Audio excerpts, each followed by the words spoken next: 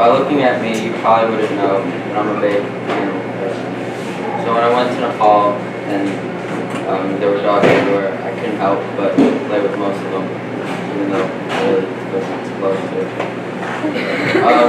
I'm not like most people who went on the trip, and I'm not going to kind of stand here and talk about how life-changing it was, because it wasn't life-changing. It was an amazing trip, and I really loved it, but sadly, I'm back and my life's the same.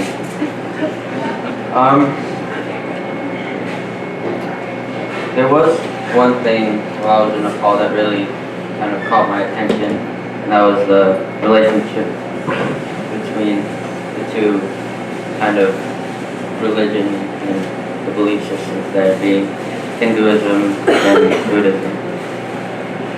Like most things, these take over a person's life, and they're the only thing that matters. And for some reason in Nepal, the two go together, like Rihanna said earlier, instead of clash.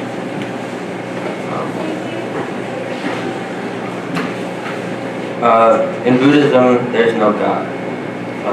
We were lucky enough to be told a little bit about Buddhism by a nun, and she said that we think that we are the creator, but at the same time we recognize that we are very ignorant. The whole point about the Buddha is that he's not a god, and just a regular person who wasn't filled by his life as a Hindu prince, and so he went out to find liberation and experience pure nirvana. And he did that by overcoming jealousy, ignorance, selfishness, and anger. The main theme in all religions is the pursuit of happiness. People gain pleasure from their five senses, like listening to music, or playing with something soft, or eating something sweet. When you're down, will make you feel a little better. But the problem with that is that afterwards it leaves you with a sense of emptiness and loss, because you then don't have that feeling anymore. They're temporary, and people become obsessed and try and follow that feeling of happiness through these five senses. The problem, I just said the problem. To find true happiness, you need to practice Dharma and be truly selfless, and meditate in that way, and become liberated, like material things. Personally, while I was sitting and listening to the talk about Buddhism, I was really interested in, the core concepts as to how everyone is equal and there isn't no higher power or prefixed destiny, and how, everything that happens because something made it. So people, will build giant skyscrapers and drive these big trucks that are ruining, the earth and ruining what we have, and it's not because someone above us decided that. It's because we were ignorant and didn't look forward and, realize that what we were doing. When she started talking about detaching ourselves from kind of temporary pleasures like music and friends, she kind of lost me, because in my life I need something to cheer me up every once in a while, like talking to a friend or listening to music or playing with a cute little animal. While we were there, again, as Jan said, we spent a lot of time at this Singadevi school, and for me personally that was the most rewarding, because I'm a person who likes to kind of get hands-on and see the change that's being made. So this is a picture of us actually shoveling manure.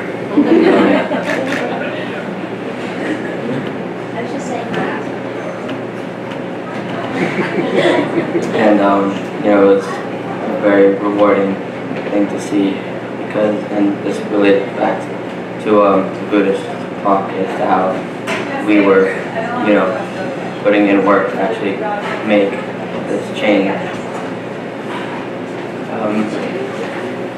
Yeah, these were some of the kids at HEC, and when we were there on the last day, we said goodbye to everybody, and a small group of people with me kind of decided to find another way down back to the resort where we were staying, and immediately we were, swamped, and all these little kids, because they, I guess, lived right around from where the school was, and so we went to go find another way down. They all rushed to our feet and were hugging us, and climbed up on little hills and screamed goodbyes until we kind of passed around out of sight.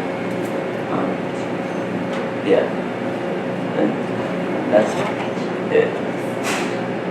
Any questions? I guess.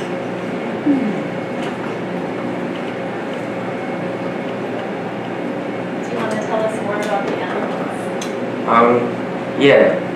There were, everywhere we went there was something. There was like the stray dog curled up in front of the store. And I know I really wasn't supposed to, but I did.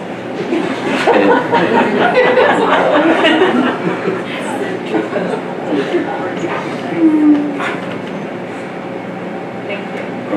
Anything else? Can you say more about what was, I know Sing and Debbie was the highlight for you. What about some other highlights, number 2 and number 3?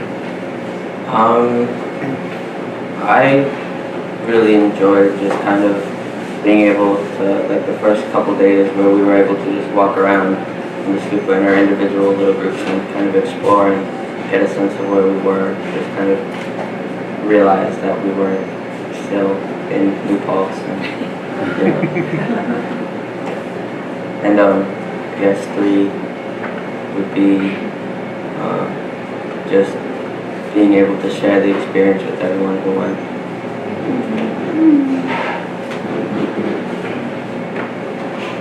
Do they have any animal rescue organizations in Naples that you know? Not that I know of. I'm sure there's definitely something. It's just I wasn't able to look into that. I actually saw a 30-minute video on that. There's a woman who does that.